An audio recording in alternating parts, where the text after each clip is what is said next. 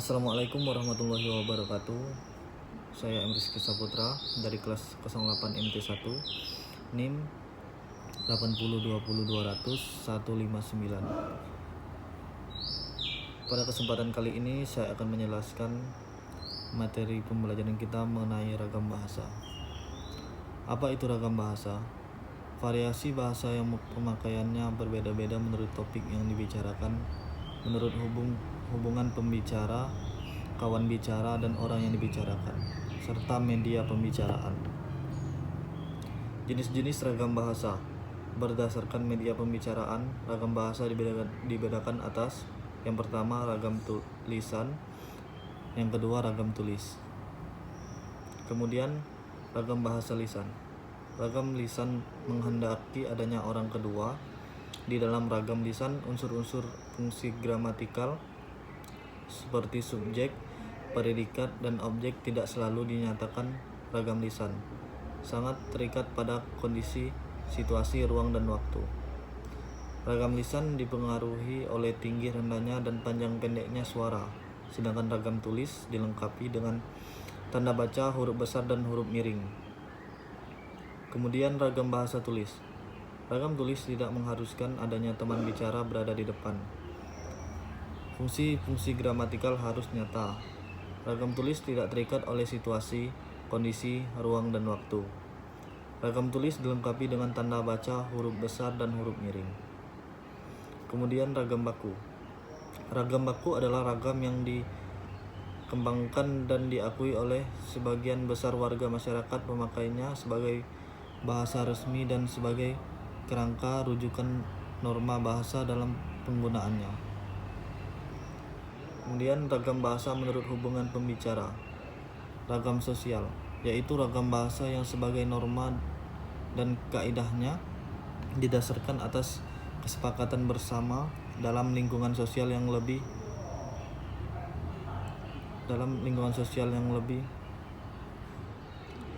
kecil dalam masyarakat.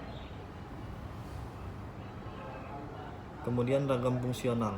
Ragam fungsional adalah ragam bahasa yang dikaitkan dengan profesi, lembaga, lingkungan kerja, atau kegiatan tertentu lainnya.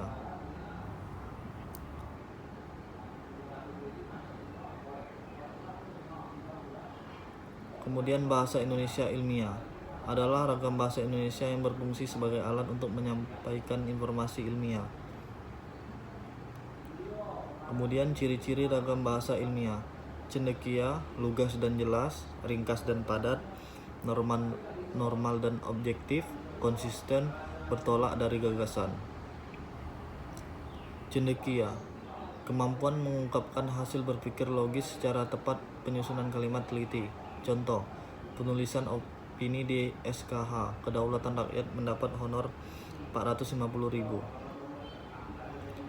Lugas dan jelas, setiap gagasan yang disampaikan secara langsung sehingga makna yang ditimbulkan oleh pengungkapan itu adalah makna lugas. Contoh, pada pendidik yang kadangkala atau sering terkena getahnya oleh ulah sebagai anak-anak mempunyai tugas yang tidak ringan.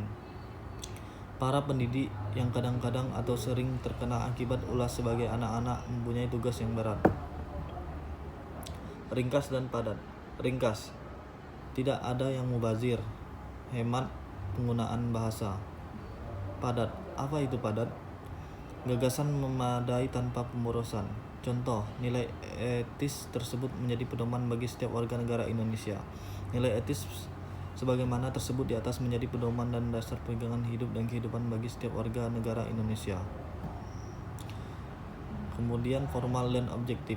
Kosakata bernada formal, membaca bukan membaca, menulis bukan menulis, tertabrak bukan ketabrak, berkata bukan bilang, objektif, tidak berlebihan. Contoh-contoh itu telah memberikan bukti alangkah besarnya peranan orang tua dalam membentukkan kepribadian anak. Konsisten, unsur bacaan, ejaan, tanda baca digunakan secara konsisten. Contoh, apabila pada awal uraian kata surat kabar harian ditulis dengan singkatan SKH, maka pada uraian selanjutnya harus ditulis SKH.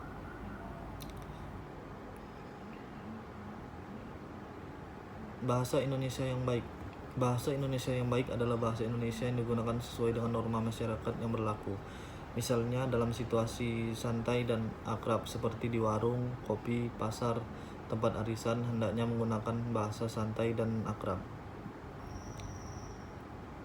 Bahasa Indonesia yang benar. Bahasa Indonesia yang benar adalah bahasa Indonesia yang digunakan sesuai aturan atau kaidah bahasa yang sesuai berlaku.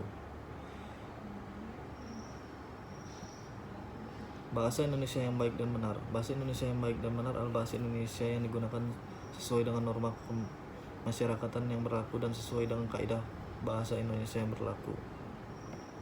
Materi berikutnya adalah diksi atau pilihan kata. Yang pertama, pengertian diksi. Diksi adalah pemilihan kata yang tepat untuk menyatakan sesuatu. Diksi merupakan ketepatan pilihan kata dan menjadi salah satu unsur yang sangat penting baik itu dalam dunia tulis, menulis, maupun dalam dunia tutur yang kita gunakan sehari-hari. Yang kedua, fungsi diksi. Fungsi diksi adalah agar pemilihan kata dan cara penyampaiannya dapat dilakukan dengan tepat sehingga orang lain mengerti maksud yang disampaikan. Diksi juga berfungsi untuk memperindah suatu kalimat. Misalnya diksi dalam suatu cerita. Secara umum, berikut ini adalah beberapa fungsi diksi. Pertama, membantu audiens atau pembaca mengerti apa yang disampaikan penulis atau pembicara. Yang kedua, menciptakan aktivitas komunikasi yang lebih efektif dan efisien. Yang ketiga, menyampaikan gagasan atau ide dengan tepat. Yang keempat, menjadi lambang ekspresi yang ada pada suatu gagasan. Materi berikutnya, kalimat. Pengertian kalimat. Kalimat adalah sebuah kumpulan kata-kata yang mempunyai arti dan suatu bahasa yang terdiri atas dua kata atau lebih yang memiliki suatu pengertian dan pola intonasi akhir. Kalimat merupakan suatu bahasa yang mengandung suatu pikiran lengkap. Dalam sebuah kalimat yang paling kurang mengandung suatu subjek dan predikat. Unsur-unsur kalimat. Yang pertama, subjek. Subjek merupakan suatu bagian kalimat yang menandai apa yang dinyatakan oleh si penulis. Yang kedua, predikat. Predikat merupakan suatu bagian kalimat yang menandai apa yang dinyatakan oleh si penulis tentang sebuah subjek. Yang ketiga, objek. Objek merupakan suatu bagian kalimat yang melengkapi sebuah kata kerja. Inti kalimat. Inti kalimat adalah kalimat yang susunan dari inti kalimat. Inti kalimat juga tergantung dari tipe kalimat seperti intransitif harus memiliki pelengkap intransitif dan transitif. Yang keempat, pola kalimat. Kalimat dasar berpola SP. Kalimat dasar tipe ini mempunyai sebuah unsur subjek dan predikat. Predikat kalimat pada tipe ini bisa berupa kata kerja, kata benda, kata sifat, atau kata bilangan. Yang kedua, kalimat dasar berpola SPO. Pada kalimat dasar ini mempunyai suatu unsur subjek, predikat, dan objek. Objek berupa nomina atau frasa nominal. Predikat berupa suatu verba transitif, dan objek berupa suatu nomina atau frasa nominal. Yang ketiga, kalimat dasar berpola SP pel. Subjek berupa nominal atau frasa nominal, predikat berupa suatu verba intransitif atau sebuah kata sifat, dan pelengkap berupa nomina atau adjektif H. 4. Kalimat dasar berpola SPK.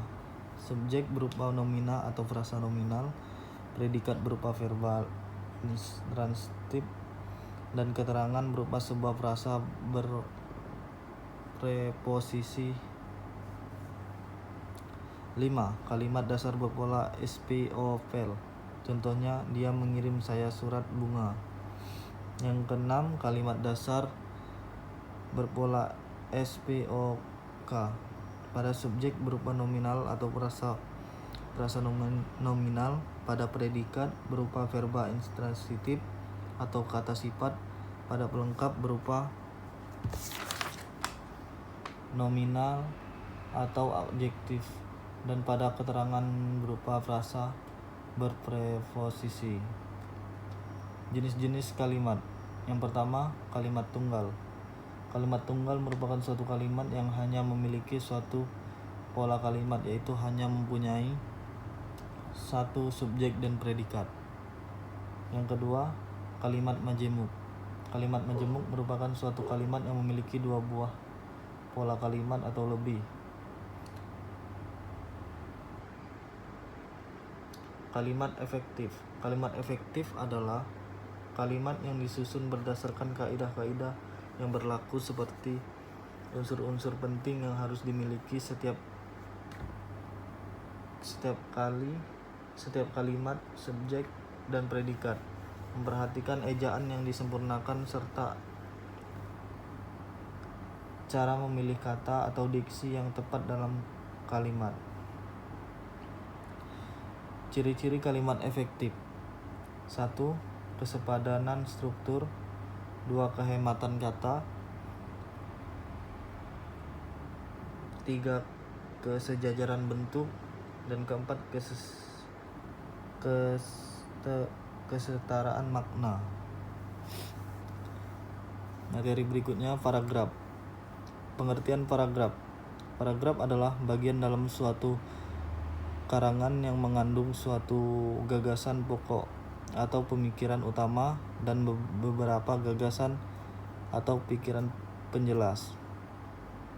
Paragraf merupakan himpunan dari kalimat-kalimat yang bertalian dalam suatu rangkaian untuk membentuk suatu gagasan. Yang kedua, kriteria paragraf. Terdiri dari kalimat utama yang berisi gagasan utama dan kalimat penjelas, membentuk suatu kesatuan antara gagasan utama dan penjelas. Setiap paragraf terdiri minimal 2 baris kalimat. Yang ketiga, jenis-jenis paragraf. Pertama, paragraf eksposisi. Paragraf eksposisi adalah paragraf yang menjelaskan atau menginformasikan sesuatu untuk menambah pengetahuan pembaca dan bersifat ilmiah atau non-fiksi yang bersumber dari penelitian, pengamatan, atau pengalaman. Yang kedua, paragraf deskripsi.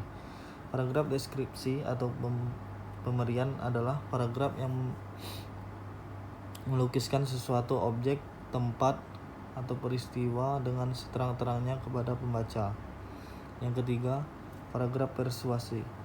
Paragraf persuasi atau ajakan adalah paragraf yang berisi suatu unsur ajakan, imbauan, bujukan, atau saran kepada pembaca. Persuasi mengutamakan emosi atau perasaan pembaca, sedangkan sasaran argumentasi menitik beratkan pada logika pembaca. 4. Paragraf argumentasi. Paragraf argumentasi adalah paragraf yang berisi pembuktian atau pembahasan atas pendapat penulis tentang suatu hal. 5. Paragraf narasi. Paragraf narasi adalah paragraf yang berisi kisahan, cerita, rekaan, atau cerita pengalaman. 4. Jenis-jenis paragraf berdasarkan letak kalimat utama. Paragraf deduktif atau dedukasi merupakan paragraf yang kalimat utamanya terletak di awal paragraf. Yang kedua, paragraf ineratif merupakan paragraf dengan kalimat utama terletak di tengah-tengah paragraf. Yang ketiga, paragraf induktif merupakan paragraf yang kalimat utamanya terletak di akhir paragraf. Poin kelima, jenis-jenis paragraf berdasarkan tujuan penulisannya. Yang pertama, narasi. 2. Deskripsi. 3. Eksposisi. 4. Argumentasi. 5. Persuasif. Terima kasih.